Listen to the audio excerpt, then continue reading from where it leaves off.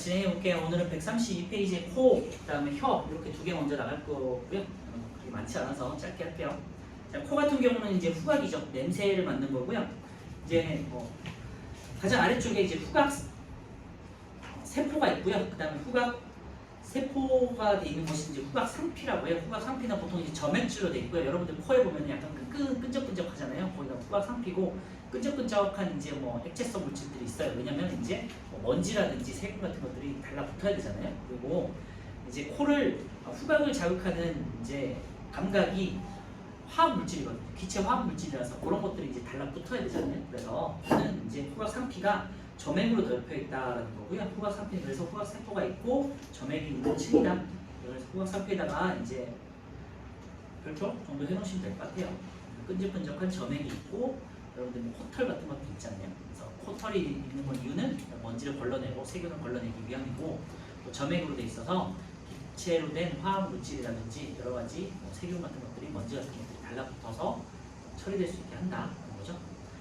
그 안에 있는 후각세포 한번 확인하도록 하시고요. 우리가 이제 자세히 볼 필요는 없어요. 코와 혀 같은 경우는 그냥 간단하게만 보시고 그 다음에 후각세포를 거쳐서 위쪽에 이제 안쪽에 아래쪽에 코 아래쪽에 후각세포가 있고 그 위에 이제 후각신경이 있어요. 그 다음에 이제 후각신경을 따라서 뇌로 연결된다 이렇게 생각해 주시면 될 것 같고요. 감각은 이제 코에서 기체 상태의 화학물질에다 있죠. 거기다 이제 밑줄을 넣으시면 될 것 같고요. 코 같은 경우는 기체 상태의 화학물질이고요. 미리 또 말씀드리자면 혀 같은 경우는 액체 상태의 화학물질을 자극으로 해요. 그래서 두 가지 비교할 수 있으면 되고요. 코는 이제 기체 상태의 화학물질이다. 자, 밑에 이제 감각을 느끼는 과정을 보시면요. 기체 상태의 화학물질이 코에 있는 후각 상피에 이제 붙으면서 후각 세포를 이제 자극하고요. 후각 세포에서 후각신경, 뇌를 거친다는 거 참고만 해주시면 될 것 같고요. 특징은 매우 민감하다. 하지만 쉽게 필요해진다. 그래서 그냥 쉽게 필요해진다 정도만 기억하시면 될 것 같고요. 이제 기체 화학 물질을 받아들이는 수용체라는 게 있거든요. 이제 결합하는 이 수용체가 수가 정해져 있기 때문에 굉장히 그렇게 막 많지는 않아요. 그래서 냄새를 맡다 보면은 어느 정도 되면은 냄새를 못 맡잖아요. 이걸 우리는 과학에서는 필요해진다라는 표현을 쓰고요. 제가 필요해진다는 거는 수용체에 기체 화학전자 물질이 다 들러붙어 있어서 더 이상 들러붙을 수용체가 없다. 그래서 더 이상 냄새를 맡지 못한다. 이렇게 생각해 주시면 돼요. 포화됐다고 생각하시면 되겠죠. 후각세포는 쉽게 필요해지기 때문에 같은 냄새를 계속 맡으면 나중에는 잘 느끼지 못한다는 얘기인데요. 그래서 특정 냄새에 대해서는 이제 포화가 되면 필요해지게 되겠고요. 그래도 다른 냄새에 대해서는 또 계속해서 맡을 수 있어요. 예를 들면 화장실 냄새에 갔는데 화장실에 가도 1, 2분 내에 이제 금방 적응이 돼서 냄새가 안 나잖아요. 그런데 또 다른 또 상큼한 냄새를 맡으면 또 냄새가 또 나요. 이상 신기하게도 보여주시면 될 것 같고요.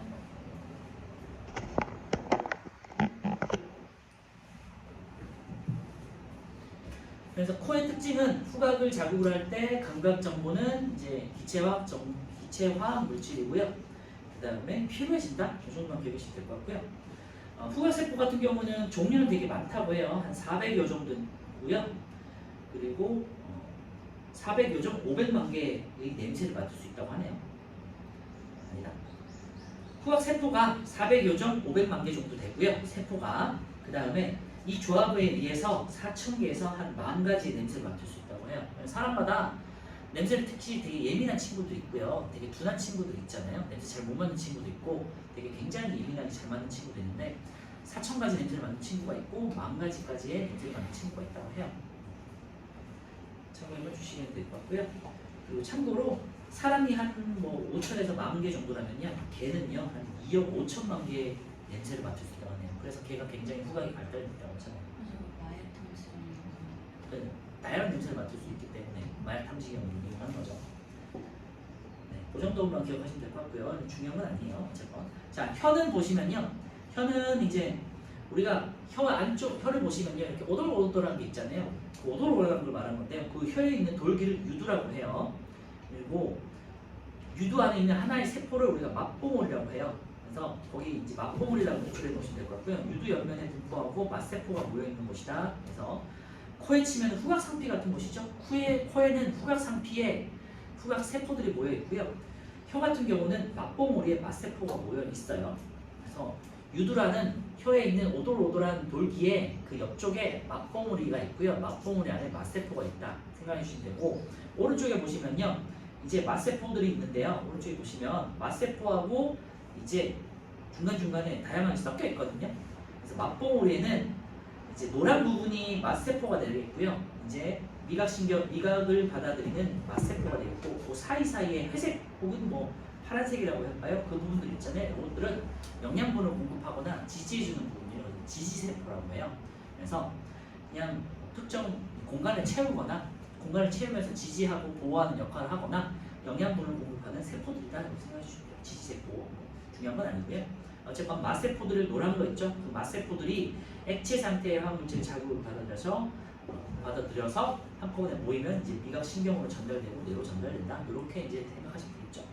감각은요, 액체 상태의 화학물질을 자극으로 받아들이고요. 그래서 밑줄에 놓으시고, 감각을 느끼는 과정은 액체 상태의 화학물질, 봉우리에 있는 맛세포, 미각신경 뇌. 굉장히 뭐 코와 혀는 심플하죠. 특징은요, 요 맛 정도만 기억하세요. 네, 5가지의 맛을 기억하시면 되고요. 오미라고 해가지고 단맛, 짠맛, 쓴맛, 신맛, 감칠맛 5개. 매운맛은 맛에 들어가지 않고요. 통증으로 자극하는 거예요. 통증을 느끼는 거예요. 그래서 혀와 그다음에 여러분들 뭐 위 이런 곳에 다 매운맛을 느낄 수 있도록 통각이 있어요. 아시겠죠? 그래서 매운맛이라는 거는 통각이다. 통점이다. 통점에서 자극으로 받아들인다라는 거 기억해 주세요. 단맛, 짠맛, 쓴맛, 신맛, 감칠맛. 감칠맛이라는 건요, 특정 아미노산에 대한 건데요. 아직 잘 모르셔도 되고요. 쉽게 말하면 그냥 여러분들 그 조미료 있죠? 조미료에 이제 그런 특정 아미노산 성분들이 들어가거든요. 그래서 그 조미료 혹은 뭐 라면 스프 같은 거 먹었을 때 특유의 그 맛이 있죠. 네, 그걸 감칠맛이라고 해요. 그리고 오른쪽에 이제 4번하고 5번에 이제 제가 이제 말씀드렸던 감칠맛이 있는데요. 감칠맛은 아미노산의 일종인 글루탐산의 맛이고, 일종의 소고기에서 느껴지는 맛이라고 생각하시면 돼요. 소고기나 생선, 다시마 등에서 느끼는 그 특유의 감칠나는 맛이 있어요. 그리고 밑에 이제 미각이 아닌 맛이 있는데요. 매운맛과 떫은 맛 있죠. 떫은 맛은 아직 못 느껴보셨을 수도 있어요. 어린 친구들은 감 같은 거 먹어보시면은 약간 말 그대로 이제 떫은 특유 이상한 맛이 나거든요. 그게 떫은 맛인데 표현하기 좀 어렵다. 혀가 침이 없는. 뭔가 마비된 듯한 맛이랄까요. 한번 감을 덜 익은 걸 한번 더 느껴보시면 될 것 같아요. 그래서 매운맛, 떫은 맛은 혀와 입속에 있는 통점과 앞점에서 자극을 받아 느끼는 피부 감각이다. 있죠. 잘 기억해 주시고, 매운맛은 다시 말씀드리지만 맛에 해당되지 않는다. 오미에 해당되지 않는다라는 거만 참고해 주시면 돼요. 네, 혀는 그래서 이제 혀에서의 미각을 다시 한번 정리하면요. 혀에 있는 작은 돌기, 유두에 있고, 유두에 있는 맛봉울에 있는 맛세포에서 자극을 받아들이고요. 액체 상태의 화학물질을 감각으로 한다. 이 정도만 기억하시면 될 것 같고요. 오미, 단맛, 짠맛, 쓴맛, 신맛, 감칠맛. 네. 오른쪽에 후각하고 미각, 그 다음에 9번, 10번을 한번 같이 풀어볼게요. 후각은 매우 민감하다 인데요. 매우 민감해요. 종류는 400여 종에 500만 개씩이나 있으니까 다양한 냄새를 맡을 수 있지만요. 한 특정 냄새에 대해서는 쉽게 피로가 돼요. 왜냐하면 수용체가 딱 정해지게. 왜냐하면 다양한 냄새를 맡아야 되기 때문에 그 특정 냄새에 대해서는 냄새에 대한 자극은 딱 수가 정해져 있겠죠. 그래서 매우 민감하다고 하지만 매우 쉽게 피로해지는 거죠. 후각과 미각을 종합해서 음식 맛을 느끼는 거고요. 여러분 잘 아시겠지만 코를 딱 막고 맛을 보면요, 맛을 잘 못 느껴요. 그래서 맛이라는 거는 코와 혀를 통해서 함께 느끼는 거예요. 기체와 액체 상태의 화학물질을 함께 느끼는 거다라고 생각해 주시면 돼요. 그래서 뭔가 약 같은 거 쓴 거 먹을 때 우리 코 막고 먹으면 좀 덜 쓰잖아, 그지? 그리고 단 거 먹을 때도요, 코를 막으면 단맛이 안 느껴져. 집에 가서 혹시라도 안 느껴본 친구들은 한번 해보도록 하시고요. 그래서 감기 걸리면요, 우리가 맛을 잘 못 느끼는 이유가, 감기를 걸리면은 감기에 걸리면 세균이나 먼지 같은 것들이 우리 코에 있는 점막에 다 들러붙어가지고 이제 그래서 감기가 걸리는 거잖아요. 그 상태에서 그러면은 이제 점액층이 되게 두꺼워지고 염증이 생기거나 해요. 그러면 거기가 이제 마비가 되겠지. 그러면서 후각에서 냄새를 못 맡는 거거든요. 그러면은 감기 걸리면은 뭔가 맛을 봤을 때 맛이 못 느껴지는 거죠. 맛이 없다가 아니라 맛을 못 느끼는 상태라는 거죠. 이거 때문에 그래서 맛이라는 건요, 후각과 미각을 종합해서 느끼는 거다. 알겠죠? 5가 되겠고요. 혀로 느끼는 기본적인 맛은 단맛, 짠맛, 쓴맛, 신맛, 그 다음 매운맛도 있는데요. 감칠맛이고 매운맛은 아니죠. X. 후각세포는 쉽게 피로해져서 같은 냄새를 오랫동안 계속 아니죠. 쉽게 피로해진다. 그래서 오랫동안 못 맡아요. X. 그런데 또 신기하게 그 바로 또 몇 분 지나면요. 또 다른 공간에 가면은 냄새가 또 바로 전환이 돼서 또 다른 냄새를 또 맡을 수 있는 거죠. 냄새를 느끼는 과정은요. 기체 상태의 화학물질이 후각 상태의 후각세포를 자극하면요. 후각신경 뇌가 되겠고요. 맛을 느끼는 과정은 액체 상태의 화학물질이 맛봉을 있는 맛세포를 거쳐서 미각신경 뇌를 거친다. 그래서 그냥 뭐 세포 이름 정도만 좀 특이하니까 좀 기억해 주세요. 후각 상태에 있는 후각세포, 혀 같은 경우는요. 맛봉으로 있는 맛세포 이렇게만 기억해 주시면 될 것 같아요. 자, 넘겨주시고요. 134페이지에 있는 피부의 감각적 분포를 한번 제가 읽어보라고 말씀드렸죠. 135페이지를 꼭 공부해 보시고 특히 아래쪽에 있는 눈의 이상과 교정 방법 있죠. 근시, 가까운 건 보이고 멀리 안 보이는 친구들 보통 이제 학생용 렌즈 원시로 교정한다고 했고요. 근시인 경우는 오목 렌즈로 교정한다고 했고요. 원시 같은 경우는 이제 뭐 노안 같은 거죠. 노안이나 좀 눈에 좀 이상이 있어서 멀리는 보이는데 가까운 게 안 보이는 그런 뭐 학생들이 있을 수 있어요. 이제 적지만 그런 경우는 이제 볼록 렌즈로 빛을 모아주는 역할을 하는 볼록 렌즈로 교정을 한다. 이 정도만 기억해 주시면 돼요. 다 안 보이는 건가? 다 안 보이는 건 난시라고 해가지고 이거는 좀 특수한 케이스죠. 이거는 렌즈의 문제, 렌즈 자체에 문제가 있어서 막 반사되는 거예요. 그래서 또렷하게 안 보이고 불투명하게 보이는 거 있죠. 아니면은 뭐 두 개 이상으로 보이는 경우인지 그렇게 돼요. 요거는 꼭 병원에서 치료를 해야 됩니다. 그러니까 그때는 어느 렌즈를 써요? 난시용 렌즈가 따로 있어요. 빛을 이제 뭐 산란되는 걸 막아주는 렌즈 있다고 하더라고요. 저도 잘 모르는데. 자, 넘겨주시고요. 방금 했던 거 관련해서 몇 개 안 되는데 15번부터 19번까지 한번 풀어보실게요. 그리고 시력탄탄 다 풀어보시는 분들은 1, 2번도 한번 풀어보세요. 서술형은 각자 한번 풀어보시도록 하시고요. 15, 16, 17, 18, 19 5개랑 시력탄탄 2개.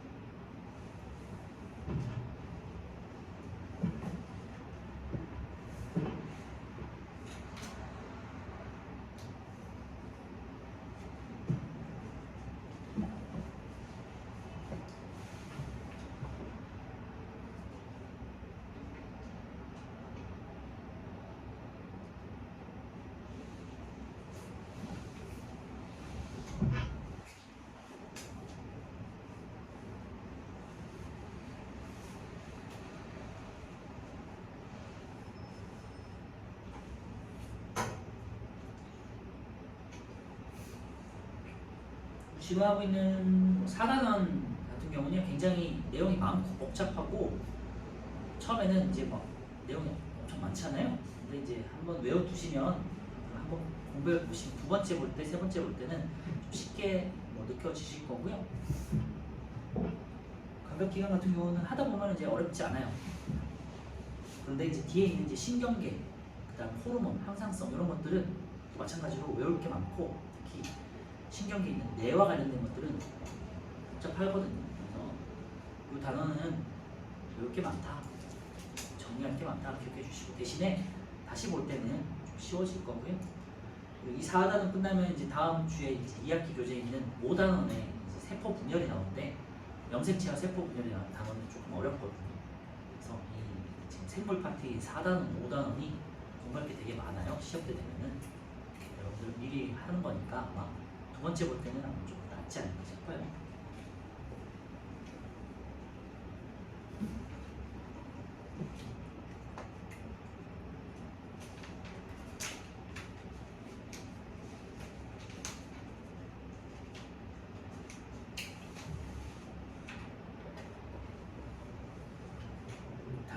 암기 파트니까 암기 별로 안 좋아하고 싫어하시는 분들은 힘들 수 있겠죠.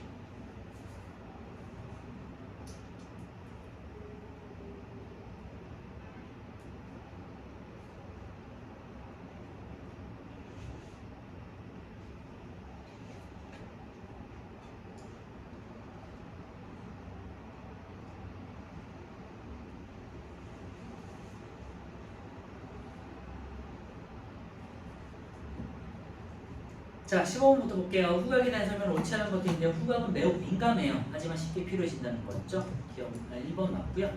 기체 상태의 화학 물질을 자극으로 받는데 맞죠. 코에서 느끼는 냄새의 종류는 5가지다. 이거는 뭐 혀에 대한 내용 같네요. 맛이 5가지고요. 코는 다시 말씀드리지만 냄새의 종류가 400여 종 그리고 500만 개.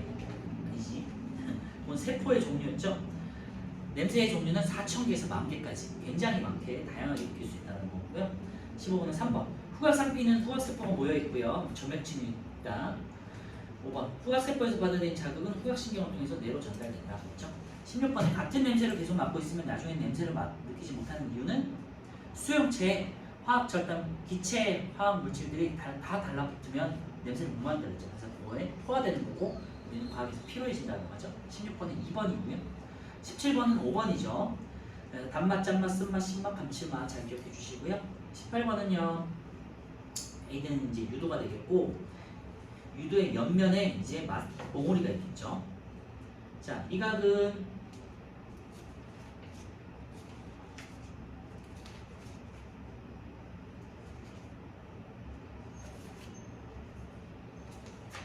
자, 미각은 혀에서 자극을 받아들여서 맛을 느낀다고 하고요. A는 혀 표면에 있는 작은 돌기. 여러분들 혀에 이제 한번 만져보세요. 돌기가 있어요.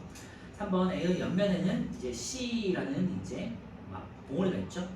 맛봉우리 이 동그란 거 안에 공처럼 생기는 그 안에 여러 가지 뭐 맛세포들과 지지세포들이 있다. 자, 답은 4번이고요. B는 고체 상태가 아니라 액체 상태의 화학물질을 자극을 받아들이죠. 그래서 4번이고요. D는 B에서 받아들인 자극을 뇌로 전달합니다. 어려운 게 없죠. 19번은요. 코를 막고 사과맛 젤리와 포도맛 젤리를 먹으면 단맛, 신맛만 느껴진다. 코를 막지 않고 사과맛 젤리와 포도맛 젤리를 먹으면 가을 맛을 느낄 수 있다. 그래서 그냥 종합하시면 되죠. 19번에 4번 음식 맛은 미각과 후각을 종합해서 느낀다. 자, 1번은요. 자, 어떤 사람의 동공의 크기 변화와 같은 시간 동안의 수정체의 두께 변화를 나타낸 것이다. 돼 있고요. 자, Y축을 보시면요. 시간당 동공의 크기가 작아졌어요. 그죠? 동공의 크기가 작아진다는 거는 빛이 너무 밝은 곳으로 갔다는 소리예요. 그러니까 빛의 양을 줄이기 위해서 동공의 크기가 줄어든 거죠.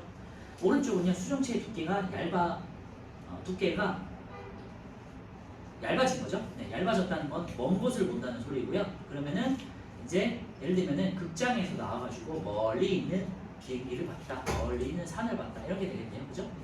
그래서 동공의 크기는 작아지고 수정체의 두께는 얇아졌으니까 밝고 먼 곳을 되겠어요. 자, 0에서 t초 사이에 처음에 있던 것보다 어두운 곳 아니죠, 밝은 곳으로 이동했고요. 그래프 잘 해석할 수 있죠? X축 시간에 따라서 Y축 동공의 크기가 점점점 감소했다. 그지? 그리고 시간에 따라서 오른쪽은요 수정체 두께가 점점점 작아졌다. 그러니까 두께가 얇아졌다. 그 말은 가늘고 얇아진 거는 먼 곳을 본 거다. 다시 한번 말씀드렸어요. 이은 0에서 t초 사이에 선모체가 이완하였다 되는데요. 아까 전에 말씀드렸지만 수정체의 두께가 얇아지기 위해서는 선모체가 바깥쪽으로 이완하는 거죠. 그래서 니은은 맞고요. 디귿 t초에 보고 있는 물체는 처음에 보고 있는 물체보다 가까이 아니라 먼 곳에 있는 거죠. 11번에 2번이고요. 자, 가는 후각이고 코가 되겠고 나는 B가 혀가 되겠죠. 자, A는 맞봉우리, A는 후각 상피에 있는 거고 D가 이제 맞봉우리에 있는 거죠. 거꾸로 된 거고 A는 기체 상태의 화학물질을 자극으로 받아들이죠. B와 C는 각각 A와 T에서 받아들인 자극을 뇌로 전달하는 신경들이죠. 네. 그래서 어렵지 않겠죠. 이번에 5번. 자, 이번에는 140페이지에 있는 신경계와 호르몬은 넘어갈 거고요. 굉장히 중요한 단어예요. 특히 신경계 같은 경우는 우리 뇌와 척수를 이루고 있고 굉장히 중요해. 그치? 당연히 중요하고요. 뒤에 있는 호르몬은요, 이렇게 또 되게 많아요. 참고해주세요. 그리고 요 지금 중추신경계와 호르몬은요, 여러분들 그 고등학교 가면은 생물 배우잖아요. 그 생물에도 똑같은 단어는 또 있어요. 물론 이제 좀 더 자세해지겠지만, 그래서 굉장히 지금 배워두는 게 중요하다라는 말씀드릴게요. 자, 신경계는요, 우리 몸에서 자극을 전달하고 명령을 내리는 기관이라고 생각하시면 되고요. 신경계라고 되어 있는데 뇌, 척수, 그 다음에 여러 가지 자율신경, 운동신경, 감각신경 같은 것들이 신경계에 들어가고요. 신경계를 간단하게 제가 분류를 한번 해볼게요.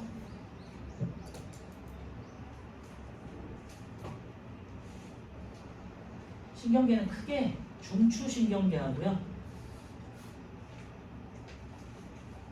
말초신경계로 나눠지고요. 당연히 이름에서 정해지는 중추, 가장 중앙에서 가장 중요한 역할을 한다고 생각하시면 되고, 중추신경계를 이루는 것은 뇌와 척수가 있어요. 말초신경계를 이루는 건요, 감각신경하고 운동신경이 있어요. 근데 이 운동신경에는 두 가지로 나눠져요. 채성 운동신경이라는 게 있고요, 그 다음에 자율신경이라는 게 있어요. 채성은 여러분들을 몸을 움직이는 거예요. 골격근을 수축시키는 거예요. 여러분. 근육 같은 것들, 그렇죠? 그래서 골격근 이렇게 써놓으시면 되고, 위에다가 한번 정리를 해놓으세요. 자율신경은요, 여러분들 내장기관에 연결되어 있는 거예요. 그래서 채성신경 같은 경우 골격근은 우리가 내 의지대로 수축시킬 수 있는 거잖아요. 물건을 잡아, 공을 발로 차, 등등 무릎을 펴 라는 식으로 내가 왔다 갔다 내가 내 대뇌로 의지에 따라서 움직일 수 있는 거고요. 자율신경은 내장기관에 연결되어 있어서 얘는 심장박동을 뛰게 한다든지 아니면은 그 다음에 위와 연결되어 있다든지 등등등 내장기관으로 다 근육들이 연결되어 있거든요. 이런 것들은 내 맘대로 조절하는 거 아니잖아요. 심장은 내 맘대로 뛰어 이러면 안 되잖아요. 그치? 방광은 내 맘대로 수축이 안 되잖아요. 저절로 신경에 의해서 이루어지는 것들이고요. 어쨌건 그리고 또 나눠져요. 자율신경은요, 이번에는 교감신경하고요, 부교감신경으로 나눠지는데 기관마다 역할이 좀 다르기 때문에 정확하게 분류할 수 없지만요, 주로 이제 교감은 이제 활성화를 시킨다고 생각하시면 되고, 부교감은 이제 억제시키는 역할을, 흥분을 억제시킨다라고 생각하시면 되는데, 주로 교감은 이제 활동 중일 때, 운동이라든지 긴장 상태일 때 많이 활동하게 되고요, 활성화가 되고요. 부교감 같은 경우는 이제 휴식할 때, 안정기 작용을 해요. 그래서 교감하고 부교감이 이제 서로 반대되는 작용을 하는데, 이런 걸 기량작용이라고 하는데 어쨌건 반대되는 작용을 해요. 그래서 예를 들면은 내가 운동을 하고 있잖아요. 그러면은 호흡이 가빨라져야 되지, 그지? 그러니까 호흡기관이 활발해지고, 그다음에 심장박동이 촉진되고, 이런 것들이 교감신경이 역할을 하는 거고요. 쉬고 있을 때, 운동 중이 아닐 때, 휴식 중일 때는 숨을 많이 쉴 필요는 없잖아요. 그러니까 호흡기관이 억제되고, 그 다음에 심장박동이 억제되고, 이런 것들을 이제 조절하는 게 부교감. 이런 거는 이제 중추신경 말고 말초신경계에서 이제 담당을 하는 거고요. 요거를 관장하는 곳은 이따가 배우겠지만은 중간뇌라는 곳이에요. 중간뇌에 있는 시상과 시상하고 어떤 것 같아요. 네, 중간뇌에서 관장을 해요. 중뇌에서 관장을 해요. 중뇌. 이따가 다시 배울게요. 그래서 신경계라는 이렇게 나눌 수 있다는 거 기억해 주시고요. 이따가 다시 한번 말씀드릴게요. 네. 그래서 이 분류를 꼭 기억해 두시면 나중에 이제 생물 계속 공부하는 동안 많이 도움이 될 거예요. 이거 잘 기억해 두시고 고등학교 생물 시간에 시험이 나오는 거예요. 우리는 이렇게 자세하게 다루지는 않을 거예요. 중등에서는 그냥 이렇게만 분류가 된다는 걸 생각해 주시고, 이렇게 근데 분류 안 해주시면 굉장히 헷갈리거든요. 공부할 때. 그래서 중추신경계는 뇌와 척수를 말하는 거고요. 네, 주로 이제 자극을 판단해서 명령을 내리는 이제 사령부 되는 곳이라고 생각하시면 돼요. 말초신경계는요, 이제 뇌와 척수에서 뻗어나오는 것들을 말하는 거고요. 감각신경은 정보를 받아들이고 운동신경은 명령을 수행하는 곳이에요. 그래서 뭐 근육 같은 걸 움직이게 하죠. 자극을 전달받고 자극을 전달하고 명령을 이제 전달하는 곳이에요. 자, 신경계 볼게요. 감각기관에서 받아들인 자극을 전달하고요. 이 자극을 판단해서 적절한 반응이 나타나도 신호를 전달하는 체계가 되어 있고요. 넘어갈게요. 자, 뉴런 되는데요. 뉴런 이름 되게 어렵지만요. 그냥 세포예요, 세포. 신경계를 이루고 있는 세포를 우리가 뉴런이라는 이름을 다르게 붙여요. 왜냐하면 기능도 굉장히 특수한 역할을 하고요. 그 다음에 모양도 일반적인 세포와 다르거든요. 밑에 있는 보시면 모양이 우리 세포의 모양이 흔히 보던 그런 동그랗거나 네모나거나 그런 같은 특유의 모양을 가지고 있지 않잖아요, 그죠? 굉장히 특수한 모양을 가지고 있고요. 그래서 아예 따로 뭐 무슨 세포 이렇게 부르지 않고요, 그냥 뉴런이라는 새로운 이름을 붙여요. 그래서 뉴런은 신경계를 이루는 신경 세포들을 말하고요. 신경계의 구조적 기능적인 기본 단위가 되겠죠. 주로 이제 신호 혹은 정보를 전달하는 역할을 해요. 자, 뉴런의 구조와 기능이 있는데요. 이 구조를 잘 기억하셔야 돼요. 그래서 별표 쳐놓고요. 어떻게 보면 굉장히 단순해요. 세 개로 되어 있고요. 이제 머리가 되는 부분이 있는데 여기가 신경세포체라고 해요. 여기가 여러분들이 알고 있는 그냥 일반적인 세포 덩어리라고 생각하시면 돼요. 그래서 이 안에 핵도 있고요. 마이토콘드리아 같은 여러 가지 세포 소위원도 있고요. 그 다음에 이제 세포 질들도 당연히 있겠죠. 그래서 핵에 있으니까 당연히 DNA 같은 유전 물질도 당연히 있고요. 그 다음에 여러 세포 소기관과 세포 질들이 있으니까 물질 대사라고 해가지고 에너지를 만들거나 여러 가지 각종 물질 대사를 하겠죠. 손이 참 바쁘다 뭐. 그래서 신경세포체가 가장 여러분들이 흔히 알고 있는 세포 덩어리 부분이고요. 그 다음에 이 신경세포체에서 이렇게 머리털 같은 게 이렇게 뻗어져 나와 있어요.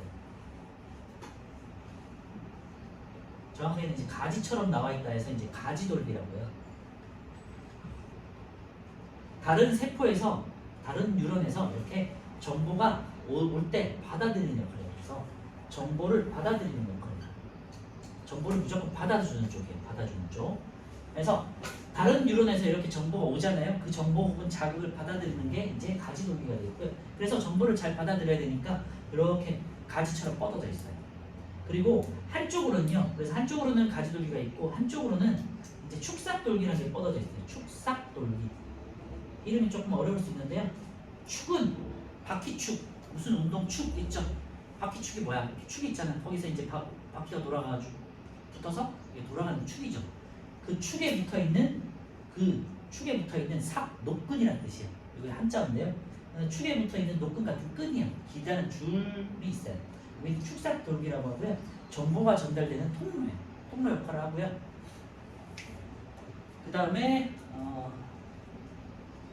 여기에 지금 안 쓰여있긴 한데 그냥 미리 한번 배워두세요.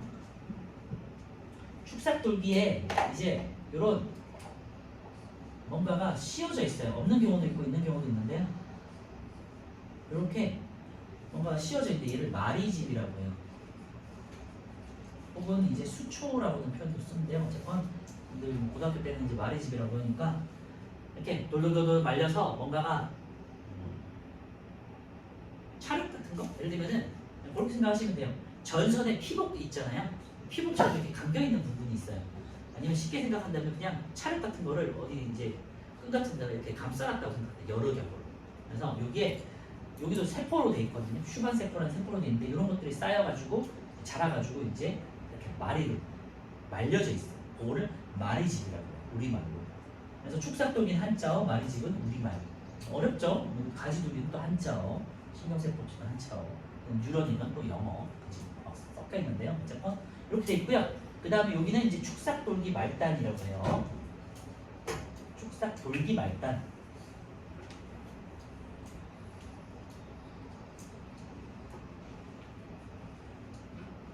여기는 자극이 들어왔잖아요. 자극이 나가는 곳이에요. 이렇게 자극이 이렇게 전달되는 부분. 그래서 자극이나 정보는 가지돌기를 통해서 들어와가지고요. 축삭돌기를 통해서 다른 뉴런으로 이렇게 빠져나가는 거예요. 그래서 일방향이에요. 이렇게 정보는 일방향이에요. 자극은 머리 쪽에서 들어와서 꼬리 쪽으로 나갔다. 이렇게 그냥 쉽게 생각하셔도 되겠죠. 가지돌기로 들어와서 축삭돌기 말단으로 빠져나간다. 그래서 여기 다음 뉴런이 이렇게 쭉 이어져 있거든요. 그래서 머리꼬리, 머리꼬리, 머리꼬리 이런 식으로 연결돼 있어요. 그래서 이렇게 뉴런을 타고 쭉 정보가 이어집니다. 그래서 세 가지 구조 잘 기억해 주세요. 신경세포체, 그리고 신경세포체에 뻗어나와 있는 가지돌기에서 정보를 받아들이고요. 그 다음에 축삭돌기 쪽으로는 자극이 빠져나간다.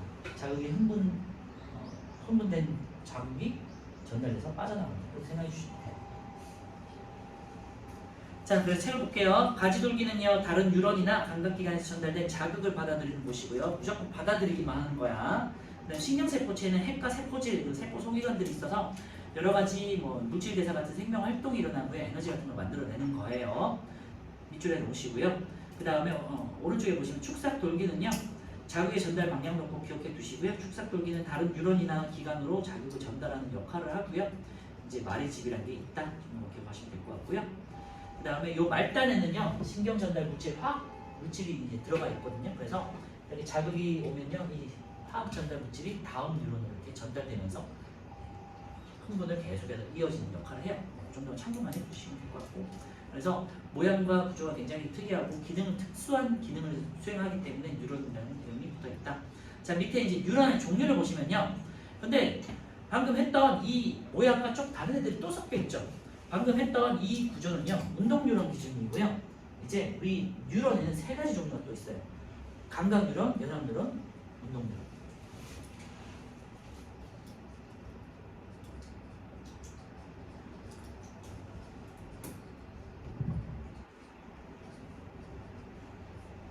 우리가 이제 자극을 받아들이고 정보는요, 감각 뉴런으로 들어서 연합 뉴런을 거쳐서 운동 뉴런으로 이제 전달이 될 거예요. 이게 무슨 말이냐? 감각 뉴런은요, 자극이에요. 자극에 대한 세포예요. 예를 들면은 빛을 우리가 시각 세포에서 자극을 받아들였잖아요. 그러면 이렇게 들어올 거예요. 그래서 무조건 감각 뉴런에서는 정보를 받아들여서 들어와요. 그다음 연합 뉴런은요, 뇌와 척수를 이루는 애들을 말하는 거예요. 그래서 뇌에서 이제 판단을 내리겠죠. 아, 눈부셔. 그지? 그리고 운동 뉴런에서는 어떻게 하냐면 내 손으로 이렇게 눈을 가린다든지 아니면은 눈을 감는다든지 하겠죠. 그래서 이거는 운동 뉴런은 골격근을 수축시키는 역할을 하는 거예요.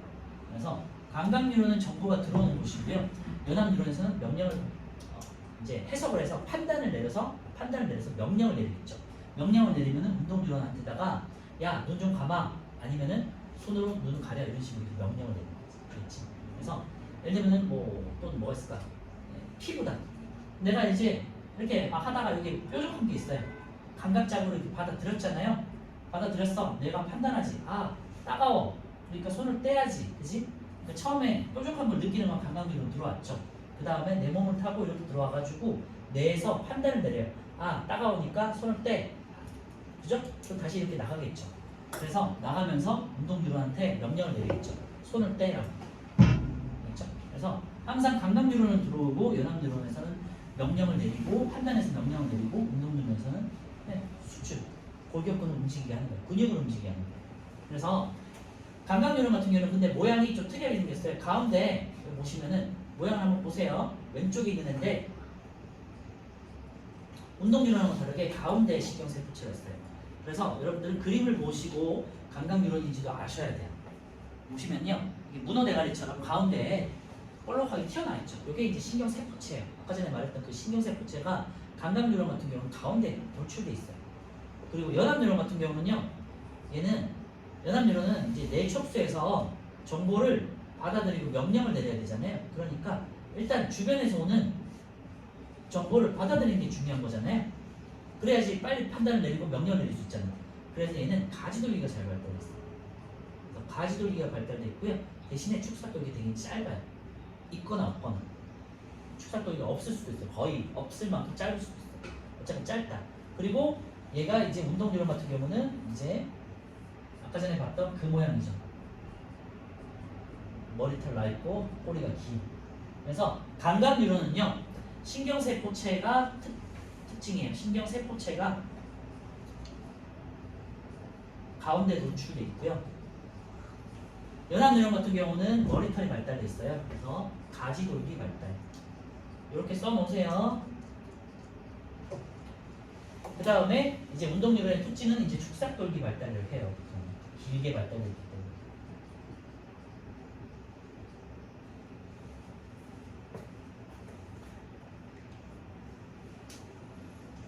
그래서 그 그림에다가 꼭 하나씩 써놓고요. 감각뉴런 같은 경우는 이제 신경세포체가 가운데 있다는 거 잘 기억해 주시고 뭐 동그라미부터 쳐놓으면 되겠죠.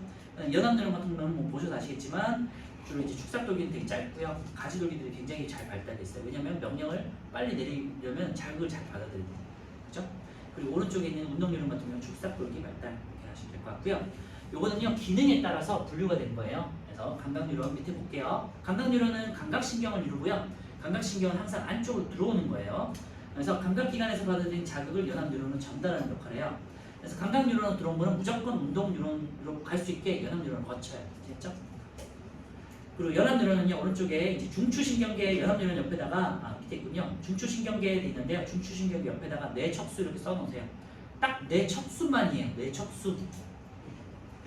그래서 아까 말씀드렸죠? 여기 뇌와 척수는 무조건 중추신경계를 이루는 거고 이 뇌척수를 이루는 신경계는 무조건 연합뉴런으로 되어 있어요.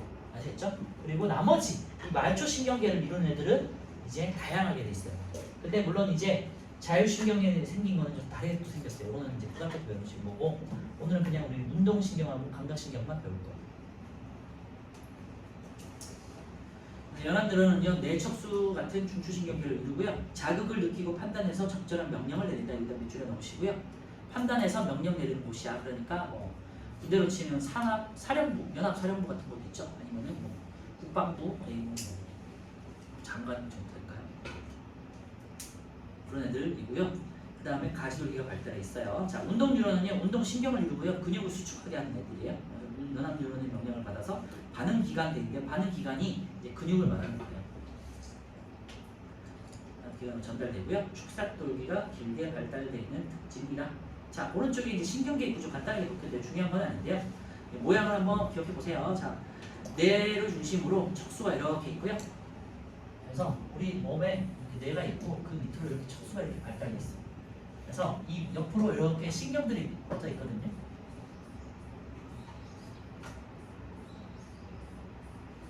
이런 식으로 발달돼 있어요. 그래서 여기 뇌가 있고 그 다음에 여기가 척수고요. 뇌를 중심으로 좌우로 뇌신경이 뻗어 있어요. 뇌신경 12쌍이 뻗어 있고요. 그 다음에 척수를 중심으로 척수신경이 31쌍인지 뭐 33쌍인지가 뻗어져 있어요. 이런 식으로 쭉 뻗어져 있고요. 좀 약간 그래서 책에는 뭐 잘 표현된지 모르겠지만 전 이런 식으로 뻗어져 있다. 기억해 주시면 되고요. 뇌와 척수만 연합뉴런이고요.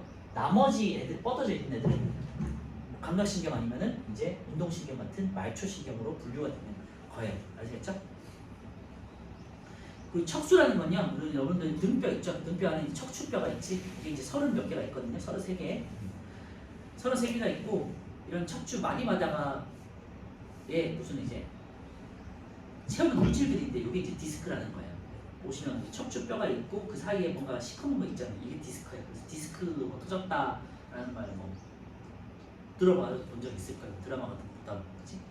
아니면 뭐 하여튼 그런 게 있어요. 척추뼈가 척수를 둘러싸고 있다라고 기억해 주시면 될 것 같아요. 이런 식으로 생겼는데 뭐 중요한 건 아니고요. 뇌와 척수가 중추신경계를 이루고 있다 정도만 기억할게요. 자, 오른쪽에 일단은 가볍게 1, 2, 3번 한번 풀어보고 쉴게요. 밑에 있는 중추신경계는 이제 주로 이제 뇌에 대해서 한번 알아볼 거예요.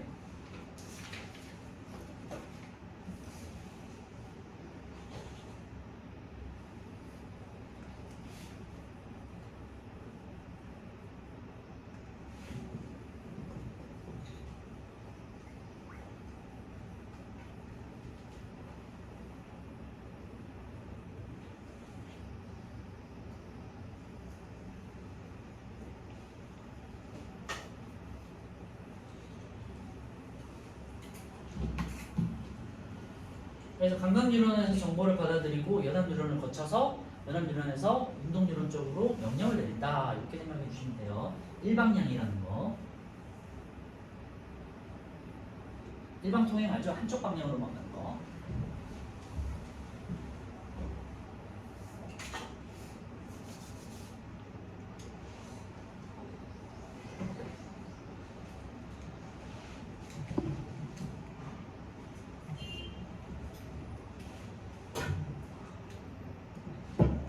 중등에서는 이제 신경계와 호르몬과 항상성을 다 하나씩 해서 한 단어에 그냥 묶어서 한 장에 배우잖아요. 한 챕터에.